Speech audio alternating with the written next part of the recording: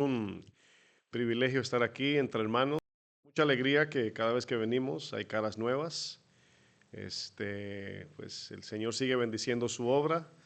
La palabra dice que el Señor añade a los que han de ser salvos y eso nos da mucha alegría porque pues vemos que la iglesia va creciendo, ¿no? Todas las iglesias comienzan por uno, después dos. Nosotros cuando comenzamos en Casa de Oración Nueva York éramos 8, éramos casi todos familia y amigos. Y hoy, bueno, la iglesia ya ha crecido, ¿no? Han pasado 10 años y hemos visto la mano de Dios. Y estamos viendo el mismo común denominador en cuanto aquí. Estamos viendo cómo el Señor está obrando y cada vez que nos toca visitar, como les dije, ¿no? Caras nuevas. Así que reciban un saludo de parte de Casa de Oración Nueva York. Ya está de más presentar a mi esposa, ya pasó por aquí y el Señor nos habló por medio de una palabra a nuestro corazón. Y pues el Señor ha puesto una palabra en mi corazón acerca de lo que voy a estar enseñando en esta noche. ¿Cuántos vinieron con un corazón dispuesto? La enseñanza de esta noche es una enseñanza que trae muchos principios y a través de ella Dios nos va a ayudar, con el favor de Dios vamos a aprender muchas cosas que nos van a ayudar como cristianos a largo plazo. Y en esta noche quiero compartir un tema que lo he titulado a manera de pregunta, así se va a llamar el tema, ¿qué buscas en una iglesia? Pregúntale al que esté cerca de usted, ¿qué buscas en una iglesia? Y yo quiero que usted de alguna manera, así cuando estamos en modo alumno, los que están sentados me están mirando, pues es un monólogo, ustedes me están escuchando. Entonces hágase esa pregunta en su corazón, o sea, ¿qué entiendo yo por iglesia? ¿Qué es una iglesia? ¿Qué busco en una iglesia? Quiero iniciar leyendo un texto, 1 Timoteo 3, versículo 14. El apóstol Pablo le dice a Timoteo, esto te escribo, aunque tengo la esperanza de ir pronto a verte. Dice, para que si tardo, sepas cómo debes conducirte en la casa de Dios, que es la iglesia del Dios viviente, columna y baluarte de la verdad. Vamos a hacer una oración para que el Señor nos hable en esta noche. Bendito Dios, te damos gracias, te damos honra, Señor, por tu presencia entre nosotros, Señor. Gracias por este lugar, gracias por la vida del pastor Norman, su esposa Amparo, Señor, sus hijos. Gracias por los hermanos que sirven en este lugar, Señor. Gracias por los congregantes que vienen a este lugar a recibir tu palabra. Gracias por aquellos que nos ven por internet también, Señor. Háblanos en esta noche, Señor. Dame gracias, Señor, de pastor, de maestro. Dame palabras de inteligencia espiritual y que todos nos vayamos a casa con una buena tarea, un buen depósito de tu palabra. En el nombre de Jesús. Amén. ¿Qué viene a nuestra mente cuando pensamos en una iglesia? ¿Verdad? ¿Qué viene a nuestra mente? ¿En qué pensamos al escuchar la palabra iglesia? Bueno, para muchos de nosotros, después que hemos venido de otros lugares, a lo mejor antes de ser cristianos teníamos un concepto de iglesia y a lo mejor para algunos ha cambiado ya ese concepto de iglesia. Pero ¿qué viene a nuestra mente cuando escuchamos esta palabra? Bueno, a lo mejor algunos piensan que la iglesia es un edificio con una cruz enfrente, ¿verdad? Si usted le dice a un niño, dibuja una iglesia, ¿verdad? ¿Qué él va a hacer? Pues un edificio con una cruz adelante. Para otros, la iglesia es un lugar donde hablamos con Dios. Yo recuerdo una vez una persona que visitaba la iglesia en Nueva York, allá con nosotros. De momento esta persona visitaba regularmente y dejó de ir. De momento ya no iba y de repente dije, pues no, ya no veo a esta persona. Y pasaron unos años y de momento veo que entra esa persona a la iglesia y dije, ¿verdad? Siempre tenemos la tendencia de decir hermana, ¿verdad? Aunque no sean cristianos. ¿Y qué pasó? Hace rato no la veo. Oh, no, no, solamente vine a pedirle algo a Dios, no, no vine a quedarme. Yo dije, Dios está dentro de la iglesia. Y hay algunos que tienen ese concepto. Otros piensan que la iglesia es un lugar para aliviar nuestro estrés cotidiano. Es que cuando voy a la iglesia y salgo de ahí bien liberado de todos los problemas. Y todo lo que estoy diciendo, pues algunas, pues sí es cierto que pues, Dios aquí nos libra, nos pone vamos a decir, nos le hace la carga más ligera de la vida cristiana o de la vida cotidiana. Para otros, la iglesia es donde cantamos a Dios, escuchamos la palabra y nos reunimos con los hermanos. Eso es verdad. Pero a lo mejor otros tienen un concepto de iglesia muy distinto a lo que la palabra de Dios quiere que entendamos en esencia. Porque hay muchas cosas que componen una iglesia, ¿verdad? Pero ¿qué viene a la mente cuando pensamos en sentido general qué es una iglesia? Bueno, ¿qué me dicen de los cristianos que ya hemos nacido de nuevo, ya tenemos un cierto conocimiento de la palabra, ya más o menos ahí, ya hemos venido a congregarnos, hemos aprendido un poco? ¿Qué me dicen de cristianos? Sin embargo, entre cristianos hay conceptos erróneos acerca de lo que es una iglesia bíblica. Esa es la parte que le falta a esa pregunta. ¿Qué es una iglesia bíblica, verdad? Ahora, yo tengo aproximadamente unos 10 años ya pastoreando y me ha tocado ver diferentes tipos de personas o muchas personas buscando iglesias de todo tipo. Y cuando llegan, por ejemplo, cuando llegan a nuestra congregación, algunos llegan buscando un lugar donde se sientan cómodos, ¿verdad? Otros buscan un lugar donde no se hable del dinero, ¿verdad? Donde no hablen de diezmo, ahí yo voy, ¿verdad? Otros buscan iglesias donde haya un grupo de alabanza, ¿verdad? Formado y organizado y que canten en un estilo de alabanza que a mí me sea de mi preferencia personal. Otros buscan iglesias numerosas, en fin, el menú es largo.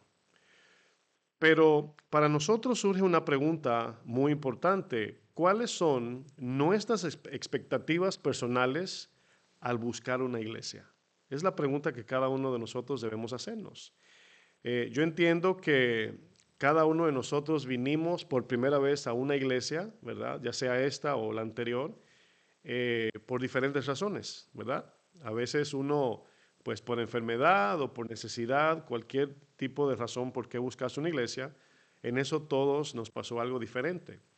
Pero a todos nos concierne la misma pregunta: ¿cuál es la expectativa de un cristiano al pensar en una iglesia o de una persona que está buscando una iglesia? Bueno, antes de responder esta pregunta, es importante preguntarnos antes qué es una iglesia. ¿Qué dice la Biblia acerca de lo que es una iglesia? Fíjense, la primera vez que aparece la palabra iglesia en la Biblia, el primero que mencionó esta palabra, ¿sabe usted quién fue? Jesús. ¿Quién fue? Jesús fue el primero que mencionó esta palabra. Y Jesús, a punto de enfrentar la cruz, le hace una pregunta a sus discípulos. Quiero que me acompañe ahora sí. Mateo 16, verso 15. Mateo 16, versículo 15. Y dice este texto: Él les dijo, Jesús, a sus discípulos: ¿y vosotros quién decís que yo soy? Le pregunta Jesús a sus discípulos: ¿quiénes ustedes dicen? Ustedes que me han seguido, ustedes que ahora son cristianos, ¿quiénes creen que yo soy? Respondiendo, Simón Pedro dijo: tú eres el Cristo, el Hijo del Dios viviente. Ahora, esta frase que acabamos de leer, el Cristo, el Hijo del Dios viviente, en sentido bíblico, muy diferente a un sentido humano, en sentido bíblico significa que el Dios, creador del universo, del cielo y la tierra, decidió venir a esta tierra encarnado para morir por ti y por mí. Eso significa: tú eres el Cristo, el Hijo del Dios viviente. Fíjense qué cosa, ¿no? Esa confesión salió de Pedro. Dice el 17: entonces les respondió Jesús: bienaventurado eres Pedro. Más bien dicho, Simón, ¿no? Hijo de Jonás. Aquí cuando le llama hijo de Jonás, entendemos que Pedro es Pedro para nosotros que leemos la Biblia. ¿Sí entienden eso? Pero Pedro en la Biblia no era Pedro, era Simón. Lo que pasa es que leemos las cosas ya después que acontecieron. Por eso es que el texto dice: bienaventurado eres Simón, hijo de Jonás. Le está recordando que Simón Pedro es un hombre de carne y hueso, común y corriente como usted y yo. Y le dice: porque no te lo reveló, esto que tú dices, Pedro, no te lo reveló carne y sangre. O sea, esto que tú acabas de confesar de que yo soy el Cristo, no es algo que tú te inventaste o adivinaste o lo decodificaste o te diste cuenta que por mi apariencia. No, no, no, no. Esto habla, Jesús dice, esto es una revelación que Dios puso en tu corazón y por eso salió por tu boca. Y le dice: esto, Pedro, no es algo, ¿verdad?, de revelación humana, sino mi Padre que está en los cielos te lo ha revelado, dice el verso 18. Y yo también te digo que tú eres, ¿qué dice el texto? Pedro. Y aquí quiero dar a entender que cuando Jesús le dice a Simón, hijo de Jonás, le llama: ahora yo te voy a llamar Pedro. Esa frase, mis hermanos, aplica a todo cristiano, no solamente al Pedro de la Biblia, porque nos vamos a dar cuenta a través de la enseñanza y luego la del domingo van a estar muy conectadas, que aquí Pedro significa un pedacito de piedra que salió de una piedra sólida, grande, una roca. Es como la palabra aquí Petra, que es Pedro, es piedrecita. Roca es otra frase para roca que es Jesús, Él es la roca. Pero nosotros siendo piedrecitas, el mismo Pedro luego, en primera de Pedro dice, nosotros como piedras vivas conformamos casa espiritual para Dios. Entonces ya vamos entendiendo más o menos que cuando Jesús le dice, yo te digo a ti, a ti, a ti, a cada uno de nosotros cristianos, somos piedrecita, parte de la piedra grande que conforma la iglesia. Ustedes quizás, a lo mejor algunos tendrían algún concepto católico de que aquí nació el primer papa. Y la verdad es que no, no fue lo que Jesús quiso decir. Cuando Jesús le dice, bienaventurado Pedro por tu confesión, es lo que confesamos cada uno de nosotros como cristianos. Confesamos a Cristo como Señor y Salvador de nuestras vidas. ¿Cuántos dicen amén? Pero miren lo que dice luego. Dice, también te digo que tú eres Pedro, y luego dice, tú eres piedrecita, escuche bien, y sobre esta roca, hermanos, escuche bien, aunque Cristo es la roca, es importante distinguir esto, Jesús dice, esta roca refiriéndose a la confesión de que Jesucristo es el Señor. La iglesia va a ser edificada sobre este fundamento de la confesión, digan conmigo, de que Jesucristo ¿es qué? El Señor. Entonces, esto de entrada nos va formando la idea de qué es lo que conforma una iglesia del Señor. Dice, sobre esta roca edificaré mi iglesia. ¿Sobre cuál roca? Sobre la confesión de Pedro, de que Jesús es el Señor. En una iglesia o llamada iglesia que tenga letrero afuera que diga, iglesia Benecer, iglesia Cristo viene, iglesia la bendición de todo lo que usted quiera, ¿verdad? Todos los textos bíblicos. Pero en esa iglesia usted ve una Biblia, un púlpito, bocinas, micrófono, cruz y de todo. Y Jesús no es el Señor, no es iglesia. Fíjense qué cosa, ¿no? No es la iglesia del Señor. Entonces, esto nos lleva a nosotros a entender lo importante de identificar en una iglesia para saber que es la iglesia del Señor. Y por eso dice, y las puertas del Hades, entiéndase, la muerte, no prevalecerá contra ella. Es decir, que el cristiano no morirá eternamente por su confesión en que Jesucristo es el Señor. ¿Cuántos dan gloria a Dios por eso? La palabra iglesia tiene varios significados en la Biblia. Uno de ellos es, diga conmigo, asamblea. ¿Sí entiende usted lo que es una asamblea? Sencillamente es un grupo de personas reunidas. También esta palabra asamblea, que significa lugar de reunión también, es lo que le llamamos congregación. Algunos de nosotros decimos vamos a la congregación o vamos a congregarnos. La palabra iglesia ha sufrido cambios a través de los años y poco a poco ha ido cambiando de ser algo orgánico a ser algo superficial. Es por eso, hermanos, amigos, los que están aquí visitando, que cuando escuchamos en sentido general iglesia, de inmediato, aunque somos cristianos, pensamos en el edificio. Por eso, y no está mal, lo vamos a ver a través de la enseñanza, no es que sea malo decir eso. Lo que es malo es pensar que esto aquí es la iglesia del Señor, el edificio de material. El ejemplo, mis hermanos, aquí es que desde el tiempo de Moisés, cuando Dios le ordena a Moisés a erigir el tabernáculo de reunión, el propósito era de asamblea, el propósito era de congregar al pueblo de Dios. Lo que hoy llamamos iglesia, el cual este término no aparece en el Antiguo Testamento, la palabra iglesia, pero se ha ido diluyendo y ha perdido su significado esencial. El tabernáculo de reunión fue designado para el pueblo, para que ellos se encontraran con la presencia de Dios, con el fin de recibir perdón de pecados por el sacrificio de las ofrendas que ellos llevaban. Claro, ya sabemos que ese sacrificio no fue perfecto, pero ese era el prototipo de la iglesia. Hoy no tenemos que traer sacrificios para salvación, acabamos de traer diezmo y ofrenda, eso es otra cosa, esto ya nace de la gratitud de lo que Cristo hizo en la cruz. Ya no doy para que el Señor me salve, no, ya Cristo se dio y si creímos ya fuimos salvos. De aquí en adelante todo lo que hagamos para Dios es resultado, fruto causa, gratitud, etcétera. Este tabernáculo, mis hermanos, estaba ubicado en un lugar inmovible, un lugar donde no se podía mover. O sea, si alguien quería adorar a Dios, tenía que ir a Jerusalén específicamente. Fíjense qué cosa. Y allí debían llevar sus sacrificios, según la ley enseñaba, y era para perdón de pecados. Y cada año el sacerdote entraba para este sacrificio que no fue suficiente, según Hebreos 9 y también capítulo 10 dice, no fue suficiente. O sea, los toros, las cabras, las ovejas que ofrecieron, pues no fue suficiente. Y por eso Hebreos 10:14 dice, y con una sola ofrenda perfecta, dice que hizo perfectos a los santificados, que somos los que creímos.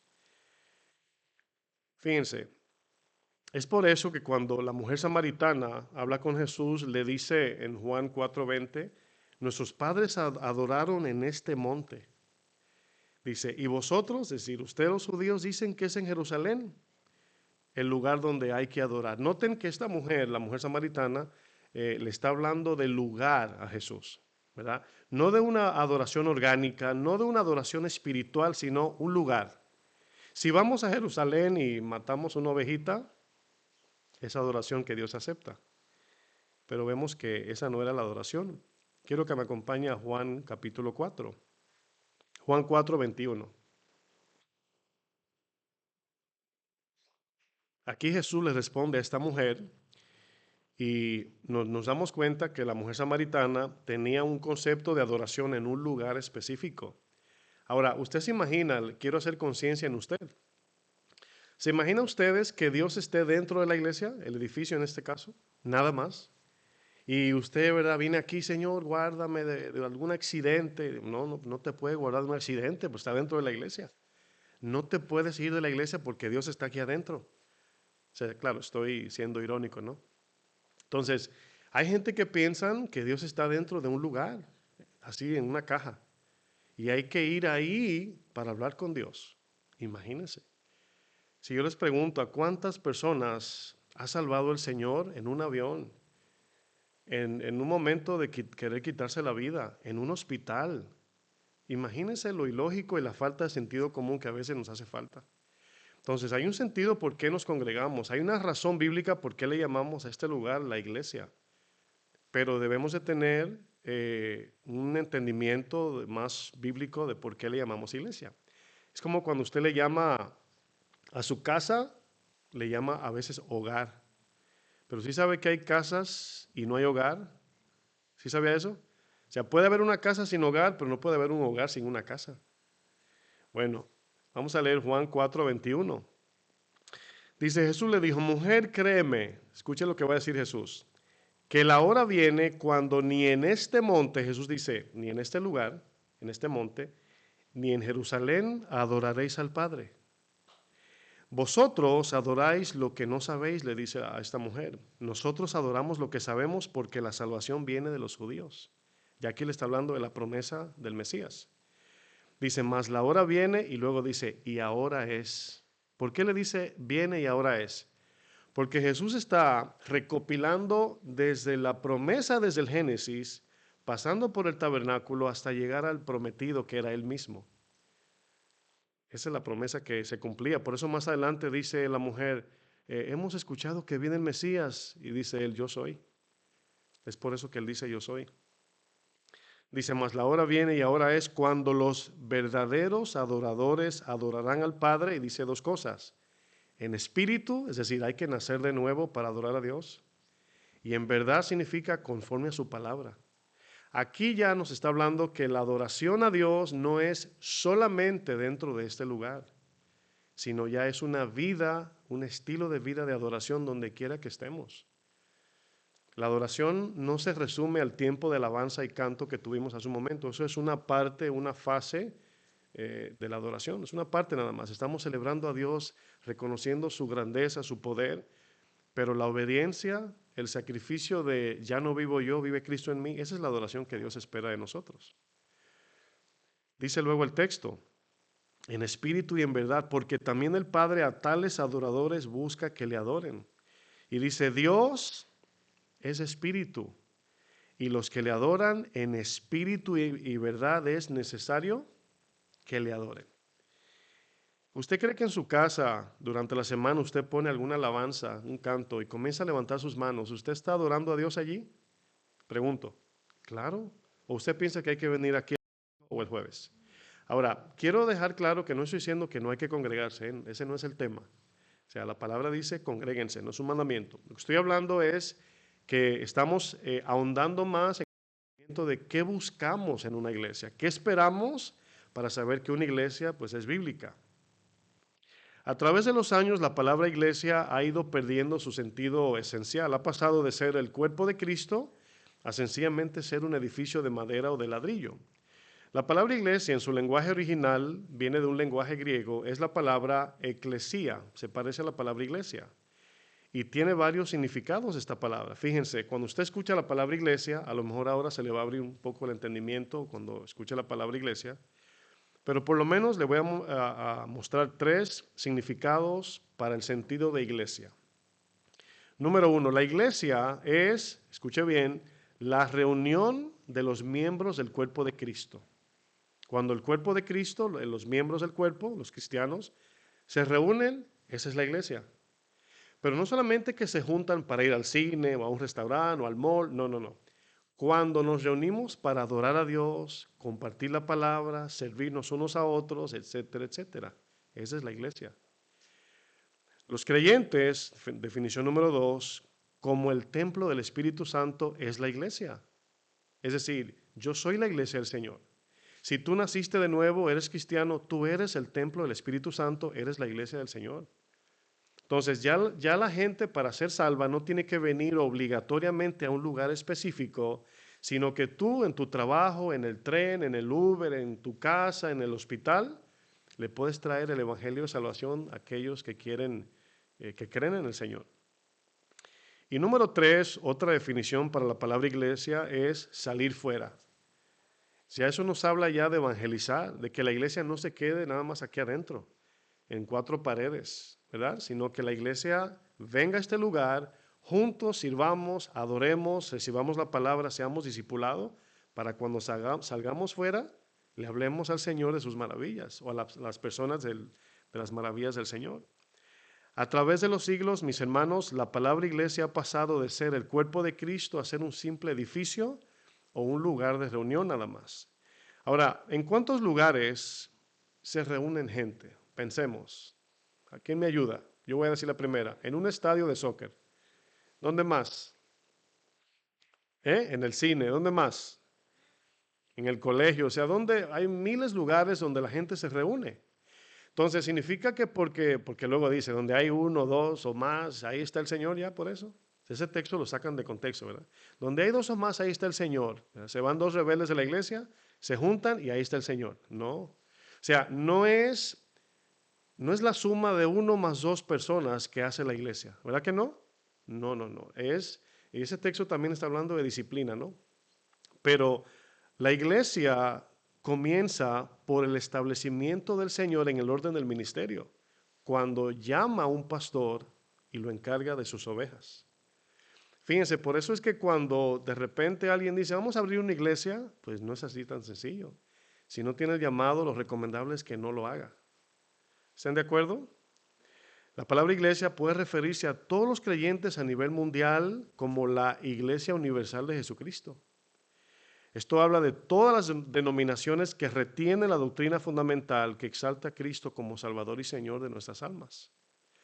La palabra iglesia también se usa en referencia a la iglesia local ubicada en nuestra región, pueblo, ciudad, donde cada semana los congregantes se reúnen para adorar a Dios. Esa es la iglesia del Señor. Fíjense, a nivel mundial es una sola iglesia.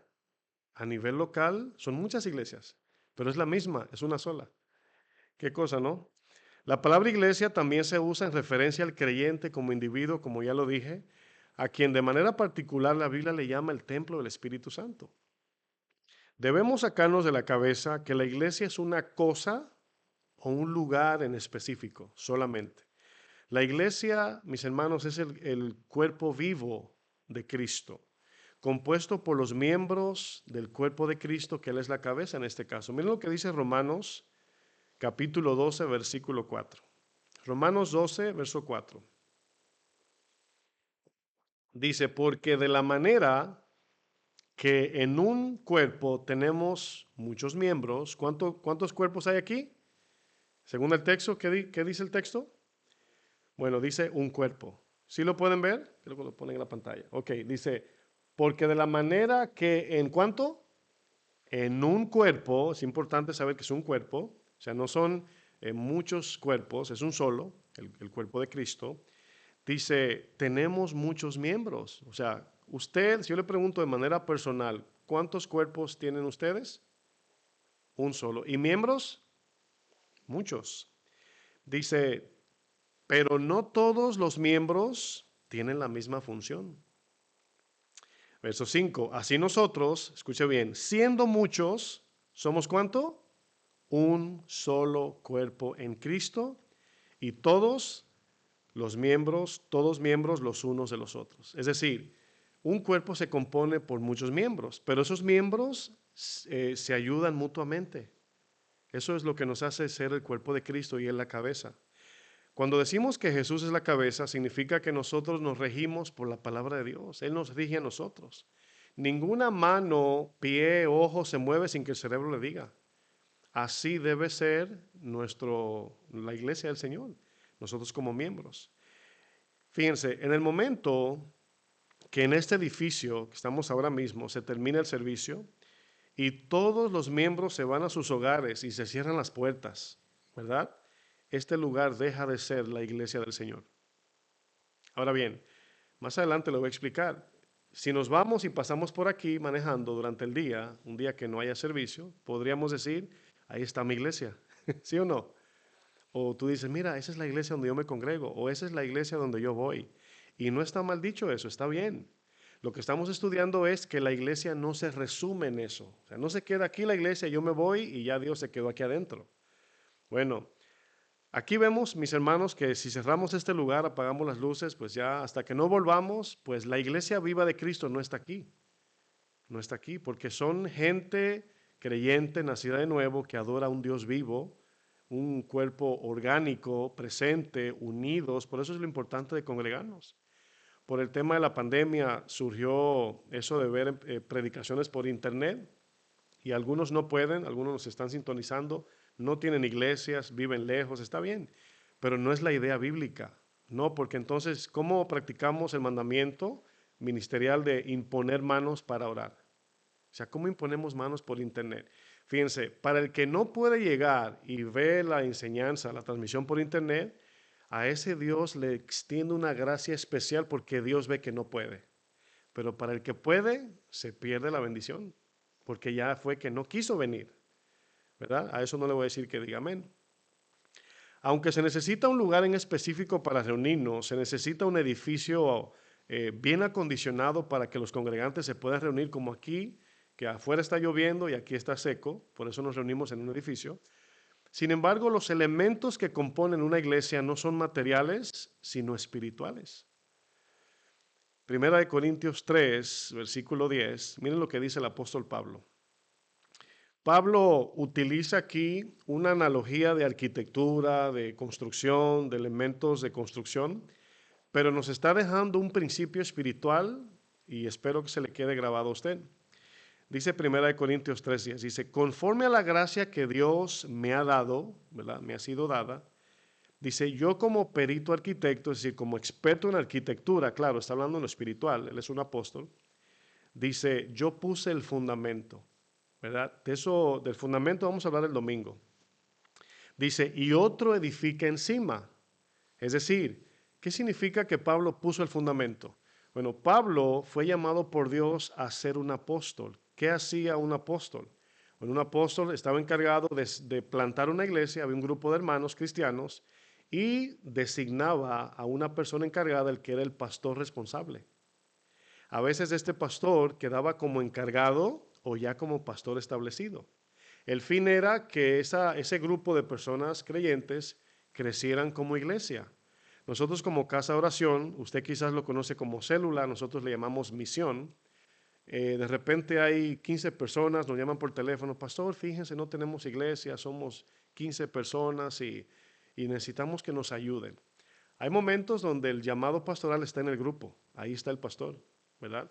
O a veces viene un pastor y los pastorea, pero comienza de manera sencilla en una casa, en un garaje, donde sea.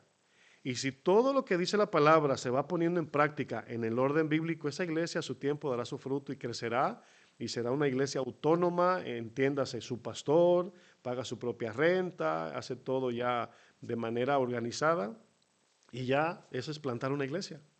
Pablo nada más se quedaba como yo, no soy apóstol, pero como yo estoy viniendo a hacer un trabajo apostólico.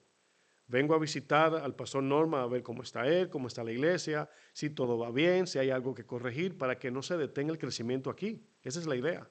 ¿Sí me están entendiendo? Bueno, Pablo dice, yo soy un perito arquitecto en plantar iglesias. Y ya yo puse el fundamento, ya Cristo es el Señor. Dice, y otro edifica encima, pero cada uno mire, usted entiende que la palabra mire significa tenga cuidado, cómo sobreedifica. Ahora, ¿cuántos de los que estamos aquí, que ya tenemos a lo mejor un tiempecito siendo cristianos, conocemos a un pastor o una iglesia que comenzó bien pero se desvió? ¿Alguien aquí conoce una situación así? No tenga temor, levante su manito, no se apure, ok.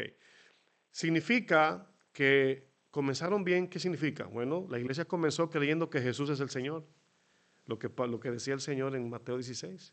Cristo es el Señor, la confesión de Pedro que Cristo es el Señor de esta iglesia. Pero en el caminar algo pasó y se comenzaron a desviar. ¿Qué hicieron?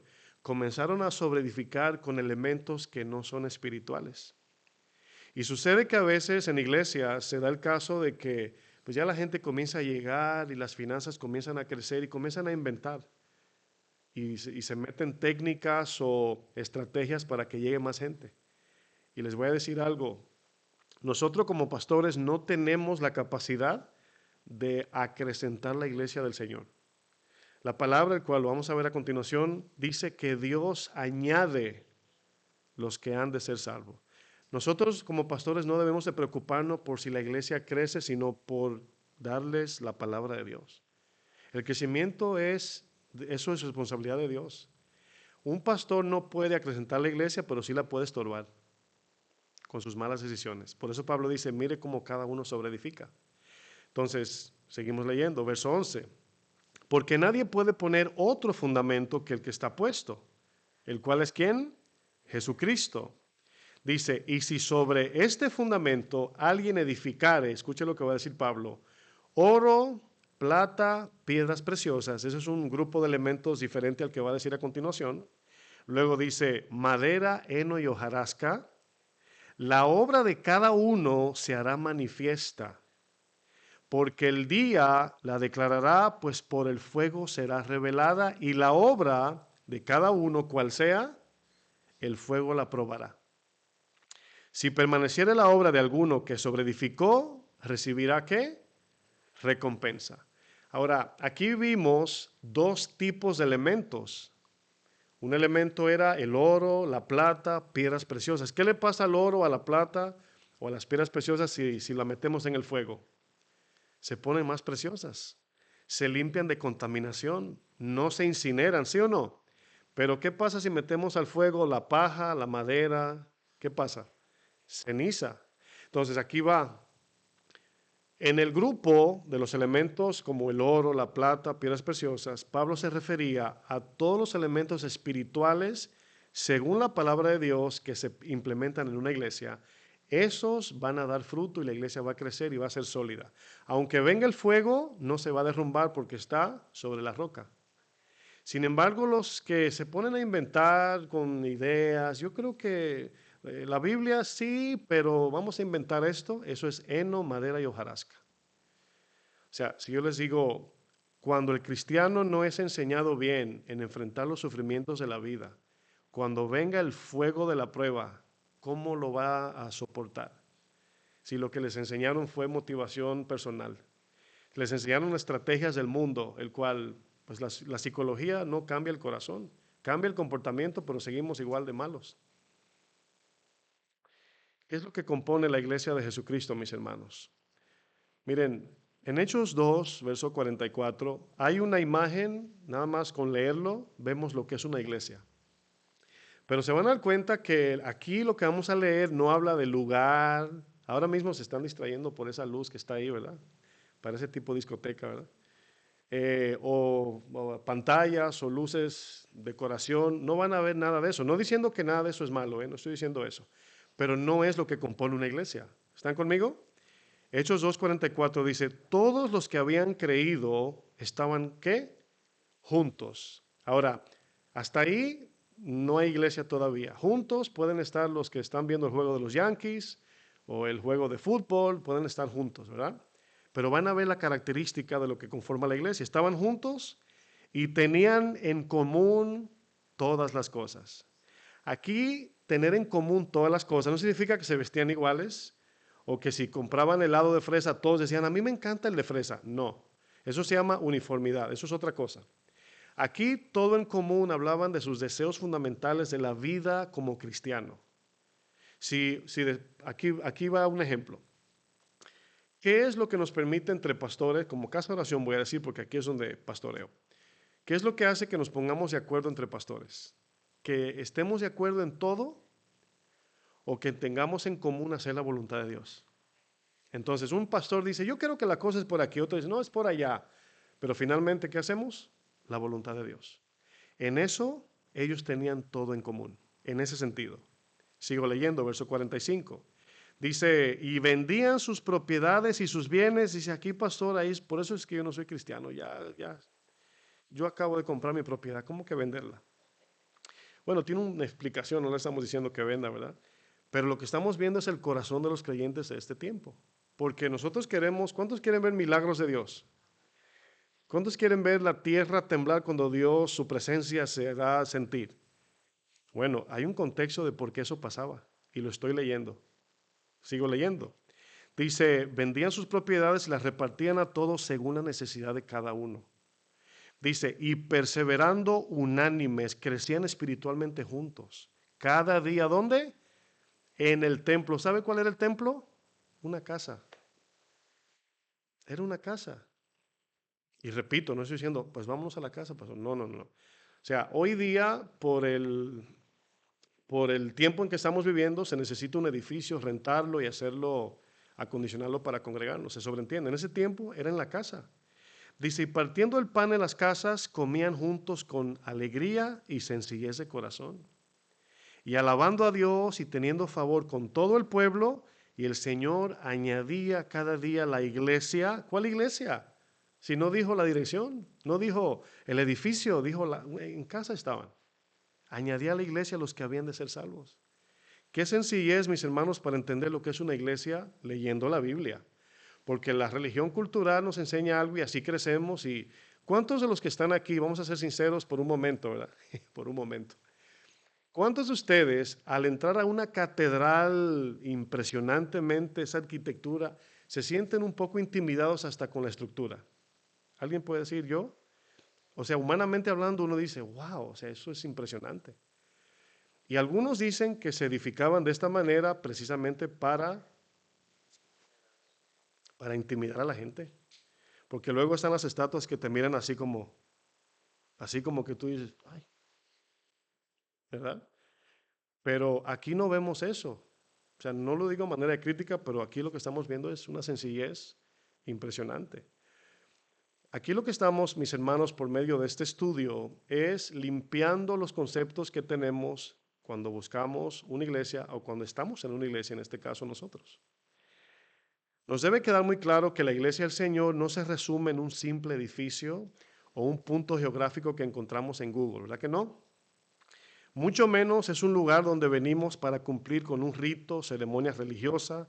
Tampoco venimos buscando que complazcan nuestras preferencias personales. Si ve que la gente es muy dada, ay, yo fui a una iglesia y a mí no me gustó, a mí no me gustó. No, no, es que la iglesia es del Señor, no es de nosotros. Si usted no va al hospital y dice, yo fui a un hospital, el mejor doctor, pero no me gustó que estaba pintada de amarillo. O sea, no vamos al hospital a ver qué tan bonito es, aunque lo decoren y lo pongan bonito. Vamos para ser atendidos físicamente. En una iglesia, pues el pastor cuando decide, vamos a pintar de tal color, hay hermanos que dicen, pastor, no, me fui a la iglesia porque pintaron de azul. Eso es secundario. la verdad. Eso no tiene, eso es lo de menos. La iglesia del Señor es el cuerpo de Cristo reunido para servir, adorar y recibir la palabra de Dios. El alimento espiritual es su palabra. Es importante que nuestros conceptos de lo que buscamos en una iglesia sean completamente bíblicos. Ahí es donde buscamos para saber si una iglesia es bíblica. Miren, hay personas que nos llaman y nos dicen, pastor, pues lo seguimos por internet y bueno, por aquí no tenemos iglesia donde ir, hemos visitado y no hay buena enseñanza.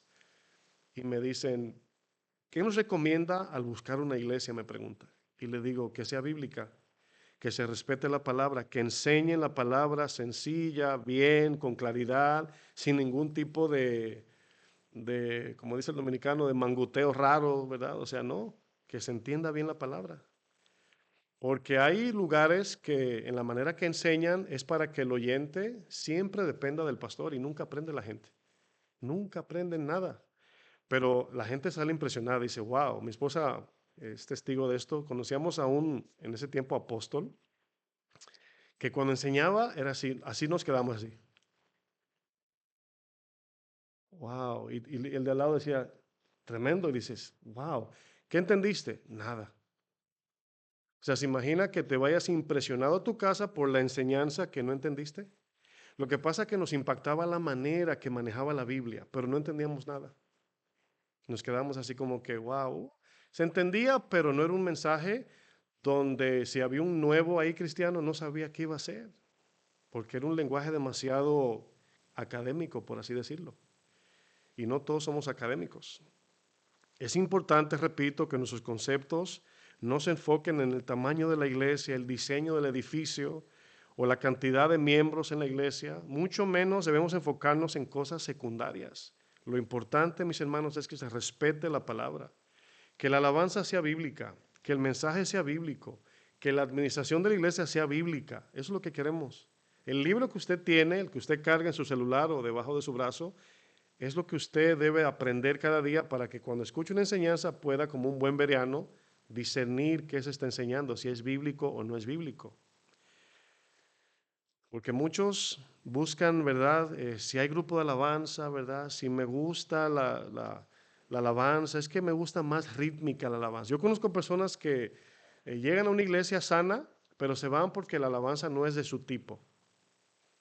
Entonces tú dices, sí, pero está bien, o sea, la alabanza, como dice el pastor Chuy Olivares, dice, la alabanza es para el Señor, no es para nosotros. Ahora, si fuera tu cumpleaños y te cantan una música que no te gusta, tú puedes protestar. Pero en la iglesia se canta para el Señor. Y claro que dependiendo de dónde nos congreguemos, el estilo va a ser depende de los que se congregan allí. Y eso es muy subjetivo, es muy secundario. Si usted difiere en todo esto que he mencionado, usted no sería un buen candidato para congregarse en la iglesia de Jesucristo. Y me estoy refiriendo a la iglesia que él pastoreó cuando estaba en la tierra.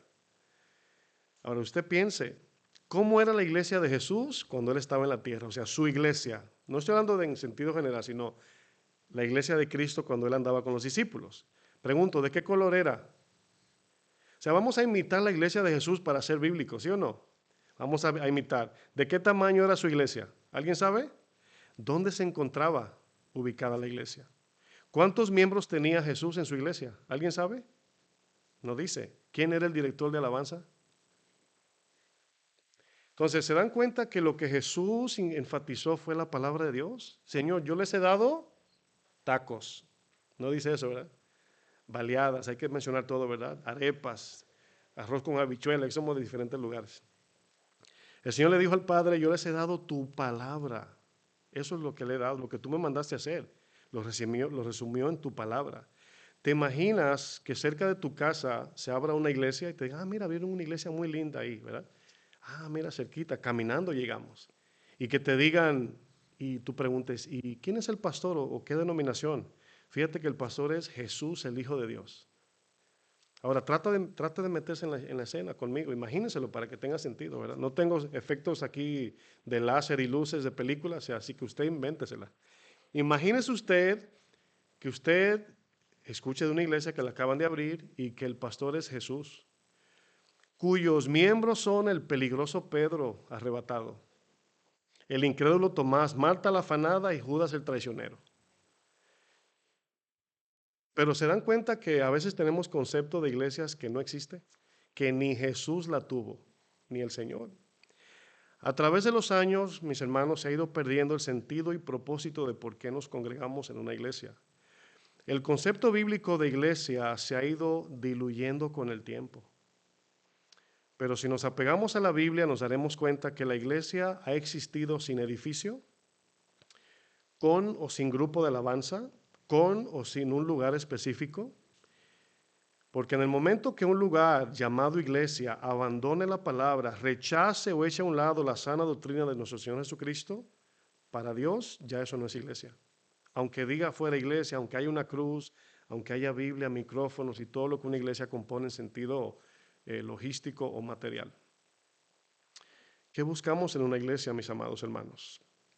Cuando entendemos el propósito de congregarnos en un lugar llamado iglesia, ya no perderemos el tiempo en cosas secundarias. Miren, si el modelo de iglesia es el que hemos conocido en Occidente, Estados Unidos, ¿no? ¿Se imagina la iglesia en África que no tiene techo, los asientos son troncos de madera y su grupo de alabanza son latas, palos, piedras, clacata, clacata, clacata? Ese es el grupo de alabanza. Nosotros por lo menos tenemos pantalla, aire acondicionado, luces. ¿Sí está cómoda la silla? Bueno, los troncos no hacen así. Imagínense, ¿no? En un tronco, usted en una iglesia estuviera así, todo el servicio así, moviéndose por lo incómodo, ¿sí o no? Ahora, ¿cuántos, para que entiendan por qué es importante enfocarnos en lo fundamental y lo secundario, dejarlo por un lado?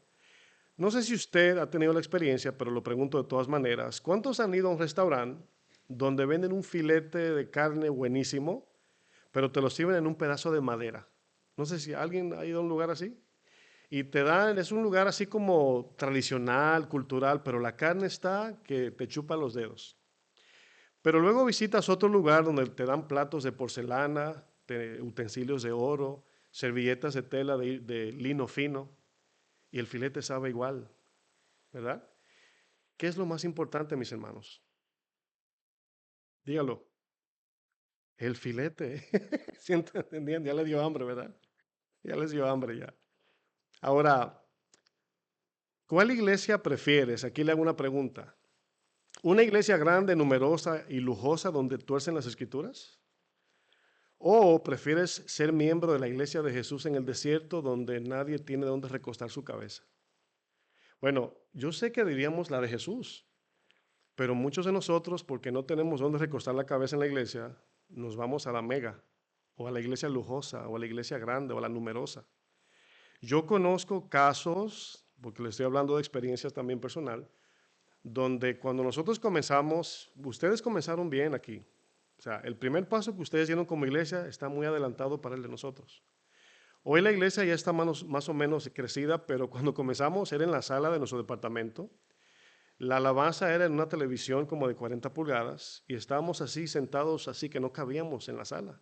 Un día le metimos 50 personas ahí adentro. Había gente en la cocina que no veía al predicador detrás de una pared. Y llegaban gente diciendo, ay, el Señor me mostró que esta es mi iglesia. El otro día no volvían. Y yo sabía, yo decía, yo sé que no se adaptan. Un departamento, alabanza en una televisión. ¿Dónde está? Yo no era pastor en ese tiempo, era encargado. Sin embargo, pasaron los años y algunas personas han regresado y dicen, ah, wow. Y yo en mi cabeza digo, ahora sí. O sea, porque es un proceso. ¿Están entendiendo a lo que me estoy refiriendo? Entonces, hoy se habla de la iglesia mundial donde ha habido millones de cristianos, pero Cristo comenzó con 12 hombres del campo, que nadie quería ir a su iglesia. Y hoy hay universidades enseñando teología para entender a esos discípulos que nunca fueron a la escuela. El Señor nos prueba. Yo digo que detrás de Dios esconde su sabiduría detrás de los simples. Porque cuando tú ves que una gente no tiene un diploma en alguna área, tú dices, ese no sabe lo que está hablando. Y Dios se esconde detrás de esa persona. Y luego tú dices, Señor, dame sabiduría. Y te manda a alguien sencillo y tú dices, no, Señor, ese no sabe lo que está hablando. Necesitas escuchar así, así te dice el Señor. Para que creas que es el Señor hablando, ¿verdad? Podemos, mis hermanos, perdernos de lo que le hemos pedido tanto a Dios en oración porque estamos mirando con los ojos de la cara y no con el discernimiento espiritual de su palabra. Hay que madurar, mis hermanos, aprender a buscar las cosas que nos edifican espiritualmente, buscar lo que transforma nuestro carácter y finalmente nos lleva a la vida eterna. Eso es lo más importante. No ir detrás de Jesús por el sándwich de atún, es decir, de los peces y panes. O sea, hay quienes vienen detrás del Señor por eso y pues no. Y aún así el Señor nos suple, nos ayuda, nos fortalece. Pero ¿qué importa si te dan servilletas de lino, verdad, fino o servilletas de papel? Lo importante que es el filete, ¿verdad? Y el filete aquí en la iglesia es la palabra de Dios. Cuando la palabra de Dios no es lo más importante para nosotros, encontraremos defectos en todas las cosas, estaremos insatisfechos con todo. Es que el baño queda muy lejos, es que la silla está así, o sea, en tiempos de Jesús, la gente se enfocaba en cosas que no tenían importancia, porque esto no es nuevo lo que estoy predicando. Esto es viejo de miles de años. Se enfocaban en cosas superficiales y era como que el filete está bueno, pero la servilleta no me gustó. Entonces tú dices, ¿y? Miren, cuando le iban a cortar la cabeza a Juan el Bautista, vinieron los discípulos de Juan el Bautista porque Juan el Bautista estaba encarcelado y estaba a punto de perder la vida y él quería saber que no estaba dando su vida por cualquier persona. Esa pregunta de Juan el Bautista nos ayuda a hacer una conexión cuando Jesús, el domingo voy a hablar más de esto, cuando Jesús le pregunta, ¿quiénes dicen ustedes que yo soy?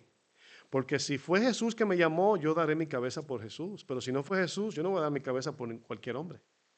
Y Juan el Bautista manda a sus discípulos a que le pregunten a Jesús, ¿tú eres el que había de venir? ¿Tú eres el Mesías?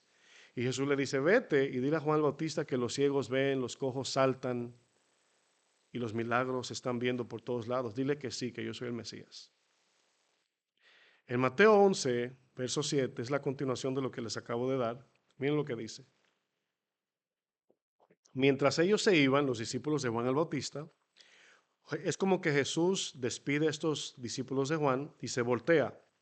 Dice, comenzó Jesús a decir de Juan el Bautista a la gente. Fíjense, ¿qué saliste a ver al desierto? Bueno, ¿cuál era el concepto de un sacerdote para un fariseo?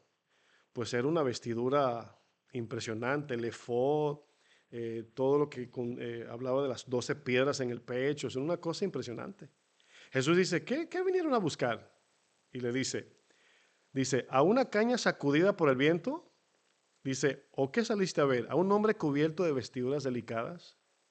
Vinieron a ver a un hombre vestido de traje de Louis Vuitton, Armani, Versace, más o menos a nuestro tiempo sería así. Le dice luego, he aquí los que llevan vestiduras delicadas en las casas de los reyes están. Pero, ¿qué saliste a ver? ¿A un profeta? Y dice Jesús, sí os digo, y más que un profeta. Ahora, por favor, ayúdenme a imaginarse la escena. El pueblo está esperando al Mesías por años, guardando el linaje, la circuncisión, las promesas, etcétera, etcétera. Y se aparece Juan con una vestidura que parece un homeless de aquí de Rhode Island. Pelos de camello. Imagínense, yo estoy seguro que yo lo rechazaría humanamente hablando. Y dice, no, ese está loco, ese hombre. Por eso Jesús dice, ¿qué esperaban? Que viniera un hombre así como los reyes, que ya conocieron que abusaron de Israel toda su vida. Le dice, y más que un profeta, verso 10, porque este es de quien está escrito. Ahora, la gente miraba hacia Juan Bautista y escuchaba a Jesús y no conectaban. Porque Juan no parecía ni un profeta, ni un sacerdote, ni el que venía a abrir el camino del Mesías. Dice, he aquí yo envío mi mensajero delante de tu faz, el cual preparará tu camino delante de ti. Eso es refiriéndose a Isaías. O sea, hablando de Juan, pero quien lo profetizó fue Isaías. Verso 11, de cierto os digo, entre los que nacen de mujer, no se ha levantado otro mayor que Juan el Bautista. Ahora, noten que el público está mirando a un hombre que dice, ese hombre se ve que está mal de la mente. Y este no ha nacido más grande que él, esa es la idea. Dice, pero el más pequeño en el reino de los cielos es mayor que Juan. Desde los días de Juan el Bautista hasta ahora, el reino de los cielos sufre ¿qué? violencia y los violentos lo arrebatan. Me siento pentecostal con ese texto. ¿Qué significa? Que la gente ha hecho el intento de buscar la salvación, la dificultad de alcanzarla y todo eso. Pero solamente el que se decide de manera recta, valga la redundancia, de manera decidida, son los que van a alcanzar esa salvación. Eso significa los violentos. Aquí violencia no es de romper o ser así agresivo, no, sino de una decisión firme, voy a seguir a Jesús cueste lo que cueste. Eso significa. Dice el verso 13, porque todos los profetas y la ley profetizaron hasta Juan. Dice, y si queréis recibirlo, él es aquel Elías que había de venir. What? Ese. El que tiene oídos para oír, oiga. Y aquí le está diciendo, el que es espiritual entienda. Eso significa esa frase, el que es espiritual entienda. Dice, mas ¿a qué compararé a esta generación? Es semejante a los muchachos, y les voy a dar un contexto en paráfrasis para que entienda por qué dice esto. En casa de oración sucede una situación, es un fenómeno de gente que nos llaman, pastor, no tenemos iglesia, abran una iglesia, y luego la abrimos y nadie va. Es raro esto. No tenemos iglesia. La iglesia donde íbamos no enseñaban, nos salimos todos y por favor, y plantamos una iglesia y la gente no va. Y usted diría, qué raro, ¿no? Bueno, Jesús le dice a esta generación, dice, mas ¿a qué compararé esta generación? Es semejante a los muchachos que se sientan en las plazas y dan voces a sus compañeros, diciendo, os tocamos flauta y no bailaste. Dice, os endechamos y no lamentaste. O sea, no hicieron nada, actuaron indiferente a lo que Dios ha provisto. En síntesis, eso significa. Porque vino Juan, que ni comía ni bebía, y dicen, demonio tiene. Vino el Hijo del Hombre, que come y bebe, dicen, he aquí un hombre comilón y bebedor de vino, amigo de publicanos y de pecadores. O sea, ponían todo tipo de excusas. Pero la sabiduría es justificada por sus hijos. Es decir, sus hijos le van a devolver en reflejo que estaban mal, porque ellos iban a creer. Así como en el desierto, que los hijos creyeron y los padres se quedaron postrados allí. Este texto me golpeó cuando yo lo leí muy fuerte. Pablo les declaró a los cristianos en Antioquía que era necesario que a través de muchas dificultades entremos al reino de los cielos. La vida cristiana, hermanos, es una lucha en sí misma. Imagínate que nosotros ahora le agreguemos problemas peleándonos por cosas secundarias o siendo exigente en cosas que no tienen sentido.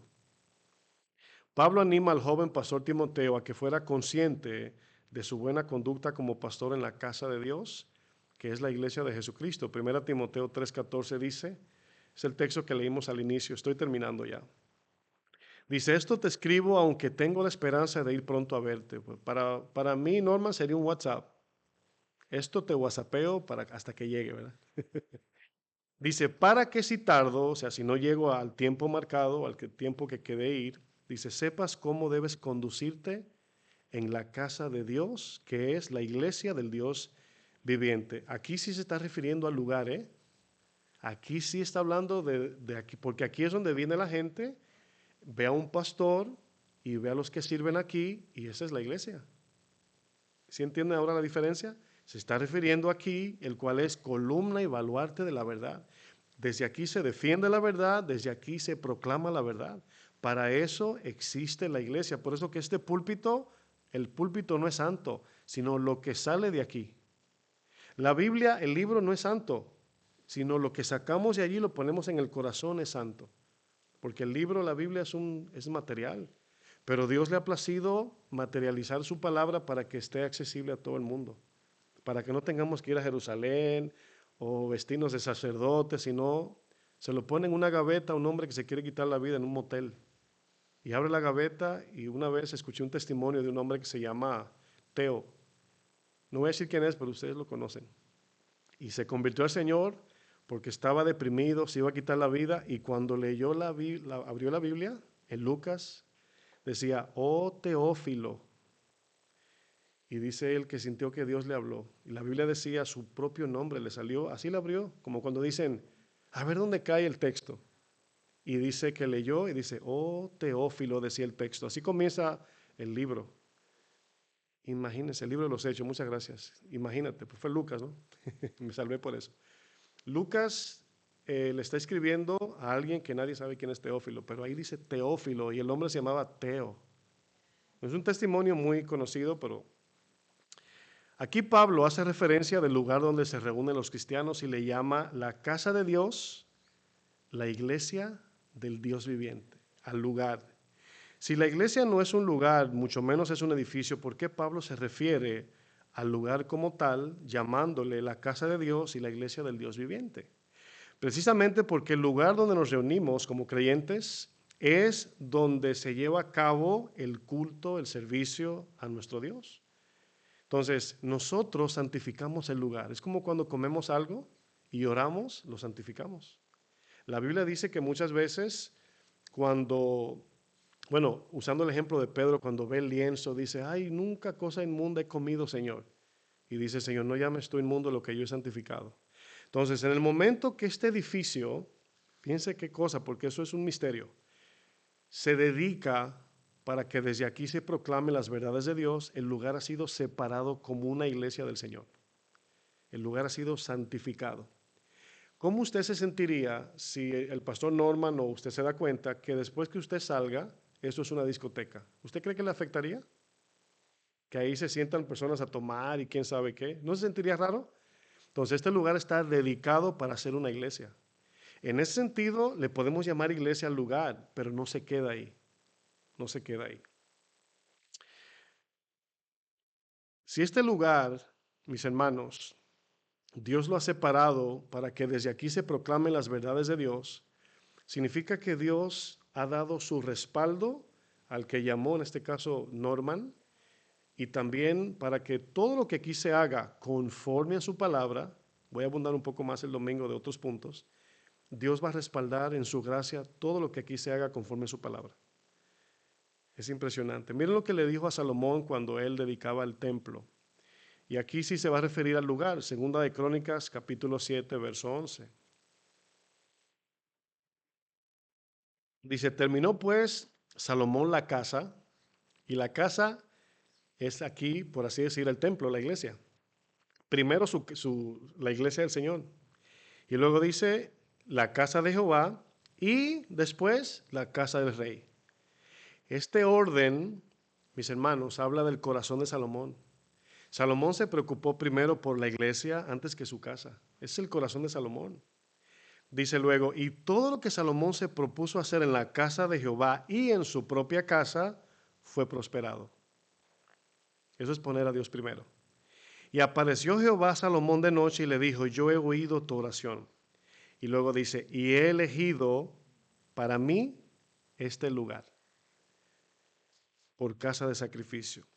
Y luego dice, si yo cerrare los cielos para que no haya lluvia, y si mandare a la langosta que consuma la tierra, os enviaré pestilencia a mi pueblo.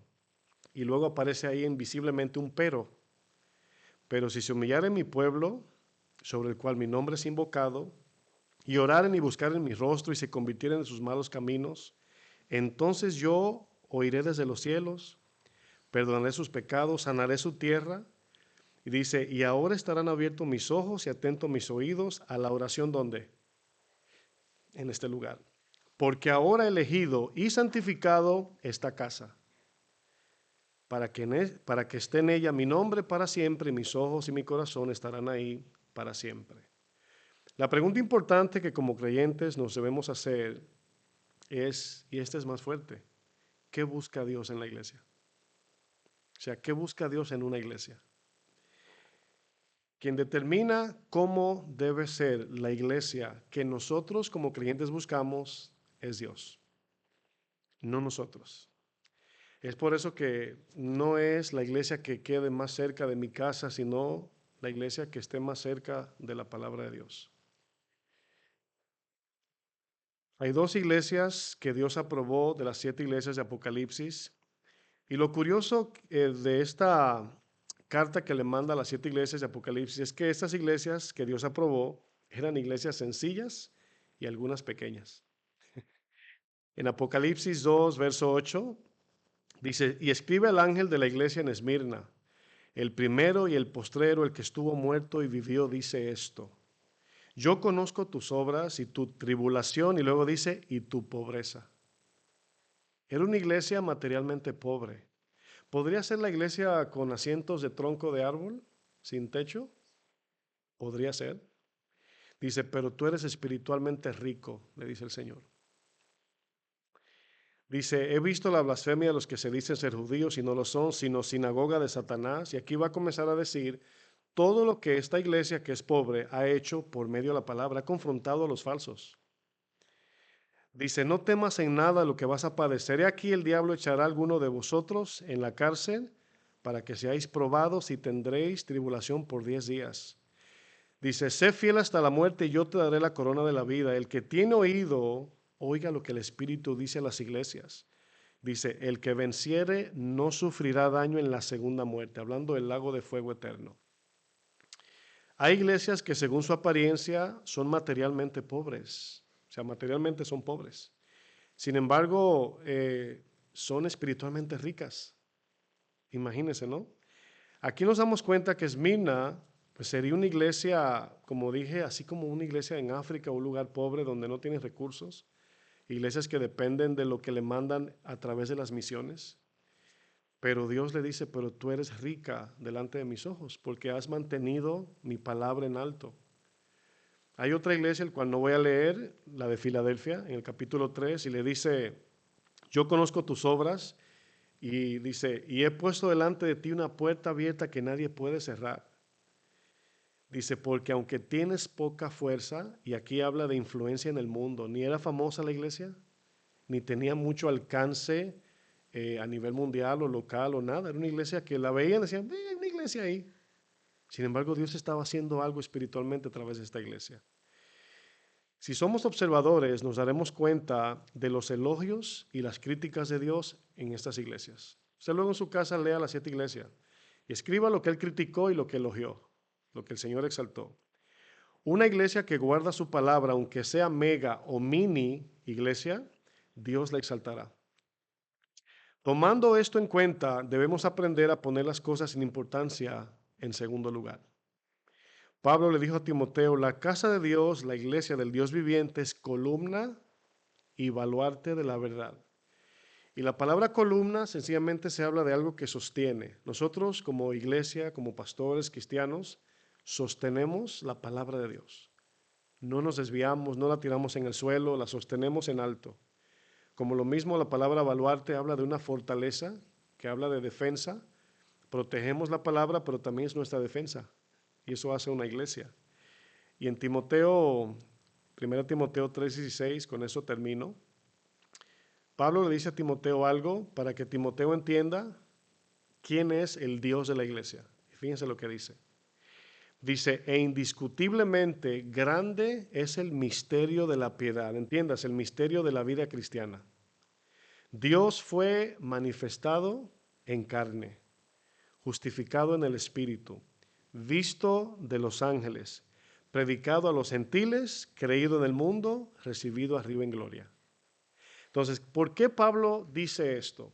Bueno, una de las razones.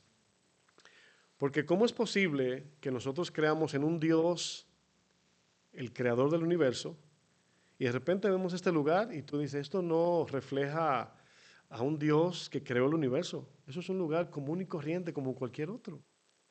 Sin embargo, el Señor decidió no manifestar su gloria por medio de cosas visibles, sino espirituales. Entonces, si tú dices, esa iglesia ni parece que es de Dios, porque está chiquita, esto, lo otro, pues entonces tampoco Jesús parecía que era Dios. Su apariencia no era así muy gloriosa, ¿sí o no? Entonces Jesús cuando confronta a la multitud, dice, ¿qué vinieron a ver? ¿A un hombre bien vestido así de gala? ¿O un hombre que vino a traer la verdad prometida hace siglos atrás? ¿Qué nos enseña todo esto, mis hermanos? Que debemos de ser espirituales, debemos enfocarnos en lo fundamental, que es la palabra de Dios. En una iglesia, en todas las iglesias va a haber diferencias en cosas secundarias, en todas. Ay, a mí me gustaba mi iglesia porque había una hermanita que cantaba bien bonito. Qué bueno, por la hermanita que canta bonito.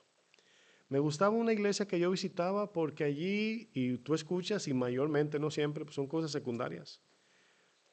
Pero todo eso debe sacrificarse por lo fundamental y lo importante que es la palabra de Dios. Es por medio de ella que vamos a ser transformados. Es por medio de ella que alcanzaremos la vida eterna. O sea, ni porque alguien cante bonito o cante con gallo, ¿verdad? O sea, ojalá que los dones se manifiesten bonito y en algún momento llegará a que van a tener su grupo de alabanza, no tengo duda. Pero esta enseñanza va dirigida para que no nos dejemos mover por los ojos, sino nada más por la palabra de Dios. Y Dios no nos tiene que prometer nada para que seamos fieles. Así como que si se portan bien, le voy a dar una iglesia más grande. Eso hacen los profetas falsos. Dios me muestra que tienen que ensanchar. No ensanches, todavía no hay tanta gente. Todavía no.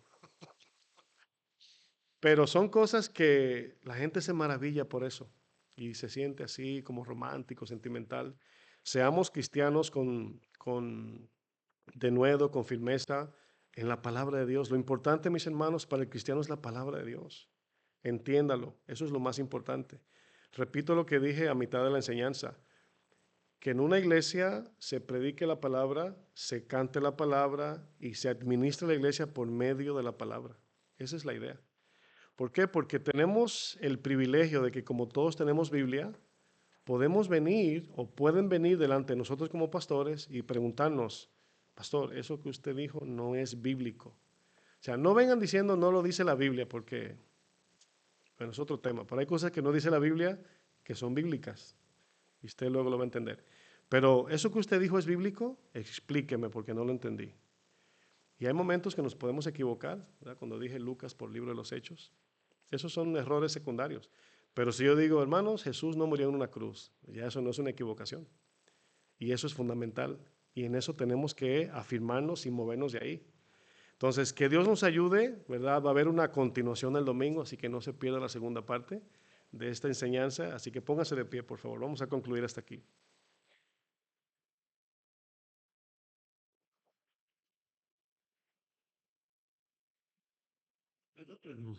Vamos a pedirle a nuestro Dios que nos ayude porque sin duda la enseñanza, pues uno aprende muchas cosas, pero en la práctica, créanme que es una lucha.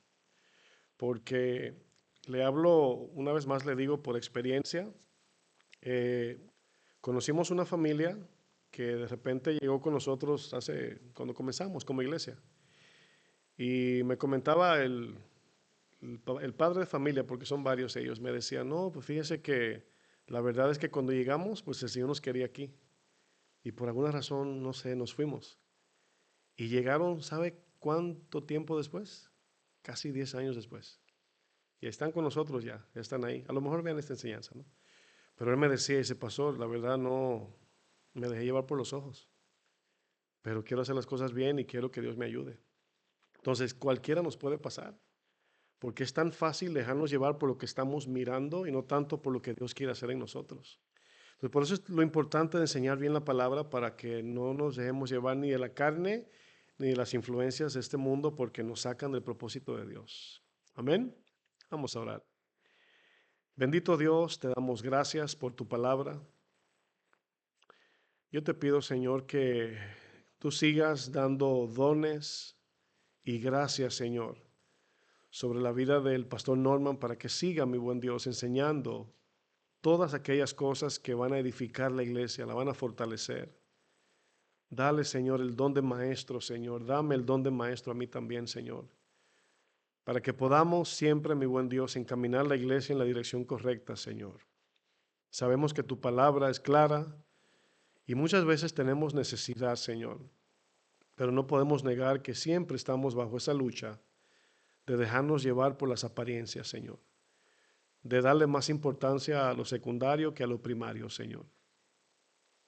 Ayúdanos, Señor, a ser más como era Jesús, que no se confiaba en lo que veía o lo que tenía delante, sino que miraba el corazón. Así queremos nosotros de manera espiritual discernir, Señor, en nuestras decisiones, al buscar tu palabra, al estar en este lugar, Señor, y al tomar decisiones en el futuro que tengan que ver con cosas fundamentales en nuestra vida. Danos sabiduría, Señor. Ayuda a mis hermanos que sirven en este lugar, Señor. Confirma en sus corazones que ese es el lugar que tú has preparado para ellos, Señor, para que ellos tengan convicción de que aquí deben estar, Señor, si es tu voluntad. Si no, Señor, igualmente, como dice Pablo, pues tú confírmale, Señor, lo que tú quieres hacer. Yo sé, mi buen Dios, que tú quieres bendecir este lugar, y mi oración, mi buen Dios, es que no se aparten de la palabra, que busquen tu palabra, Señor. Reciban con corazón sencillo tu palabra para que puedan ser edificados, fortalecidos y para que finalmente reciban la salvación de sus almas. En el nombre de Jesús te doy gracias. Amén. Amén. Muchas gracias por su atención.